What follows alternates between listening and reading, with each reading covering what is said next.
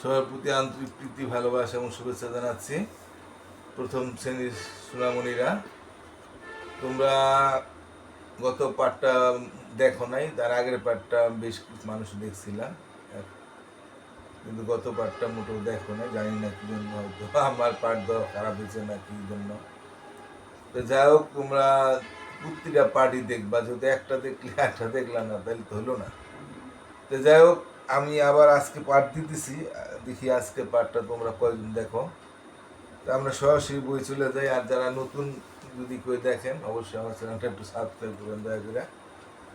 আপনাদের আর অভিভাবকদের বলছি যে আপনারা প্রতিটা পাঠই দেখাবেন, বুঝছেন? আপনার সন্তানকে বা অভিভাবক হিসেবে আপনি কোনো পাঠ বাদ দিয়েন না, পারলেও একটু দেখেন। তো ঠিক আছে, আমরা দেখি আজকে কি পাঠ আছে। আমরা 32 পাতা দেখি আজকে, বইয়ের দিকে তাকাই আমরা।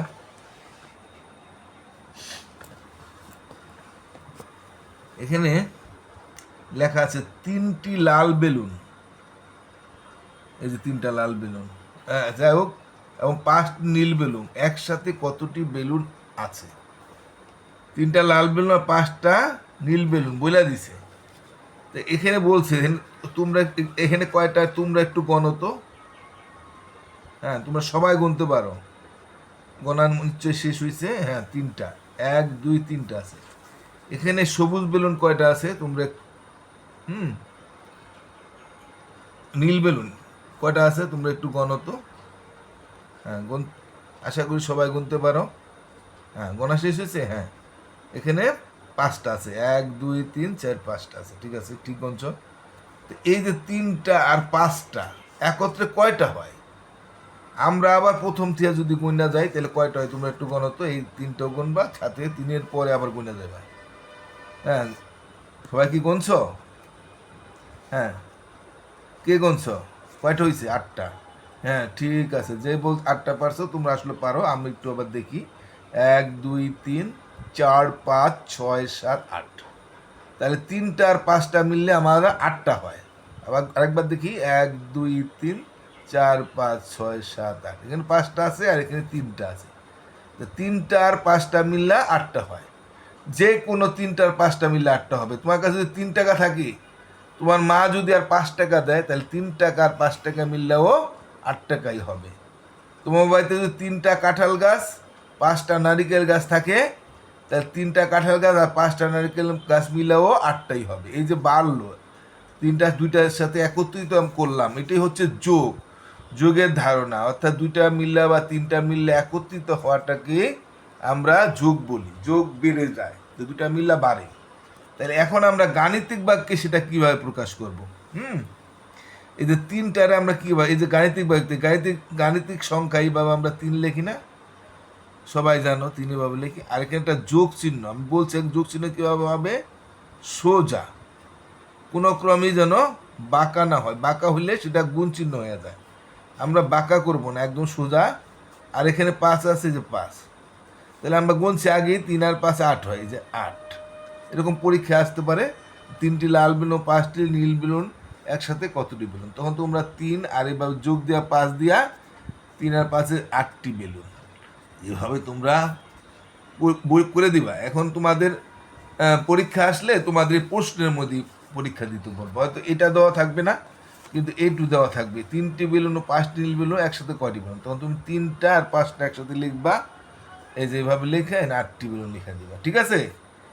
এবার আমরা দেখতে পাচ্ছি এখানে কি বলছে। ছবিতে 7জন মেয়ে ও 2জন ছেলে আছে। একসাথে কতজন আছে? 7জন আছে মেয়ে, 2জন আছে ছেলে। তো পরীক্ষার সময় তোমাদের হয়তো এগুলি দেওয়া থাকতেও পারে, নাও থাকতে পারে, দেওয়া দিতেও পারে। তোমাদের জন্য হয়তো, তোমরা তো ছোটো ক্লাস, তাই এটা দিয়েও দিতে পারে, ছবিটা দিয়েও দিতে পারে। কিন্তু তোমার অঙ্কটা তোমার এখানে লিখতে হবে। সেখানে আমরা এখানে বলছে, বুঝলে দিছে 7জন মেয়ে। তারপর তোমরা একটু গণো তো, কে কে গুনতে পারো। এখানে 7জন আছে কিনা আমরা একটু গুনি। তোমরা গণো, নিশ্চয়ই তোমরা গুনতে পারো। তোমরা নিজের আগে চেষ্টা করবা যে গুনতে পারো কিনা। তা আশা করি তোমাদের কি গণা শেষ হয়েছে? হ্যাঁ, তাহলে 7টা কি আছে? দেখি তো আমরা এবার। তোমরা অবশ্য পারছো। আমি আবার একটু দেখি। 1 2 3 4 5 6 7, হ্যাঁ 7 জন মেয়ে আছে, ঠিকই আছে, আর 2 জন ছেলে, তো এই 2 জন তো তোমরা গুনতে পারছো তাই না, এই যে 1 2, তাই না? তো এই যে 7 জন আর 2 জন, এই 7 জন আর 2 জন মিললে কয়জন হয় আমরা সেটা গণবো। তাহলে আমরা 7 জন, এই 7 জন তো আমরা জানি 7 জনের পরে গুণিত কয়জন হয়, 7 জনের পর 1 2টা গুণ তো 7-এর পর কি হয় 8, হ্যাঁ তারপর কত হয়েছে 9, তাহলে 7 আর 2 এ 9 হয়। এটাকে এখন আমাদের অঙ্ক যদি পরীক্ষায় যদি আসে, তাহলে আমরা যে 7 লিখবো, 7 লিখে তো আমরা লিখতে পারি সবাই এই 7, এই যে যোগ, এই যে সোজা করে দিতে হবে, হ্যাঁ এভাবে একটা দাগ দিয়া ঠিক সোজা এভাবে যোগ, আর 2, এই যে 2 এভাবে লেখে না, তা 7 আর 2 আমরা পাইলাম কত, এখন আমরা গুনছি 7 আর 2 9 হয়েছে, তাহলে 9টা কিভাবে লেখে, এই যে ভাবে লেখে, তাই না?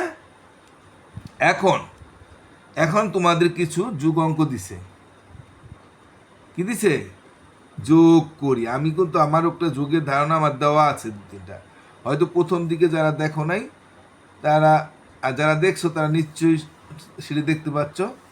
এখানে আছে কত 1, আমি আর এখানে আছে 2, আমি আজকে যদি সব কটা করে দিই যে আমার সময় চলে যাবে, আমি 2টা যোগ অঙ্ক আমি করাই দিই, আসে পরে তোমরা বাকিটা আমি পরে করাবো, 1টা আর 2টা। তাহলে আমরা কিন্তু দাগ দিতে পারি, আমরা একটা দাগ দিই, ঠিক আছে, হ্যাঁ একটা দাগ দিলাম, আর এই 2টা না, আর 2টা দাগ দিই, তাহলে কয়টা হয় 1 2 3 হয়, তাই না? একটার জন্য একটা দাগ দিছি, আর এই 2টার জন্য 2টা দাগ দিছি, কয়টা হয় 1 2 3 হয়। তাহলে আমরা এখানে 3 লিখতে পারি। আমরা এটাকে কিন্তু আবার কলমের সাহায্য করতে পারি, হ্যাঁ কলমের সাহায্যে বা বারবিলের সাহায্যে অনেক কিছু সাহায্যে আমরা করতে পারি। তাহলে আমরা দেখি আমার এখানে যেমন আমার এই যে আমার কাছে কয়টা কলম আছে দেখো, এই যে এখানে আছে কয়টা, একটা, আমরা নিলাম একটা কলম, হ্যাঁ আর এখানে আছে 2টা, আমরা 2টা কলম নিতে পারি। যদি আমাদের এগুলি নিতে সমস্যা হয় আমরা দাগ দিলে আমরা করতে পারবো। তাহলে 1টা আর 2টা মিলে একত্রিত করাটা হলো যোগ, তো 2টা মিলে একত্রিত করে দিলাম, তাহলে কয়টা হয় আমরা সবাই গুনতে পারি, হ্যাঁ 1টা 2টা 3টা, এই 3টা হয়েছে। এখন এখানে আছে 3, এটা কত তোমরা সবাই জানো, এটা কত, এটা কত 3, এটা 1, 3 আর 1 কত হয়, আমরা 3-এর জন্য 3টা দাগ দিই, 1 2 3, আর এখানে 1 আছে, 1-এর জন্য একটা দাগ দিলাম, তা কত হয় 1 2 3 4, তাহলে 3 আর 1 4 হয়, আমরা কিন্তু বুঝলাম। আমরা কলম দিয়েও করতে পারি 3টা, এই যে আমরা 3টা কলম নিলাম না, কিন্তু কত কয়টা 3টা, আরেকটা নেই 4টে, 3টার সাইড একটা কয়টা হয়, তাহলে আমরা গুনি 1 2 3 4, এই যে আমরা 4, ঠিক আছে। আজকের মতো আমরা এই 2টা অঙ্ক করাইলাম, এরপরে আমাদের আরো যে বইয়ের মধ্যে আর যে যুগগুলো আছে আমরা পরের পার্টে দিয়ে দেবো, হ্যাঁ তোমরা যদি দেখো আমি আগামীকালই পাঠ দিয়ে দেবো, ঠিক আছে। সবাই তোমরা ভালো থাকো, নিয়মিত পাঠ দেখবা, গার্জিয়ানদেরকে আবার বলছি আপনারা নিয়মিত পাঠ দেখাবেন, কোনো পাঠ বাদ দিয়েন না। আর আমার যদি আপনারা কেউ নতুন দেখে থাকেন তাহলে অবশ্যই চ্যানেলটা সাবস্ক্রাইব করবেন দয়া করে। সবাই ভালো থাকেন, টাটা।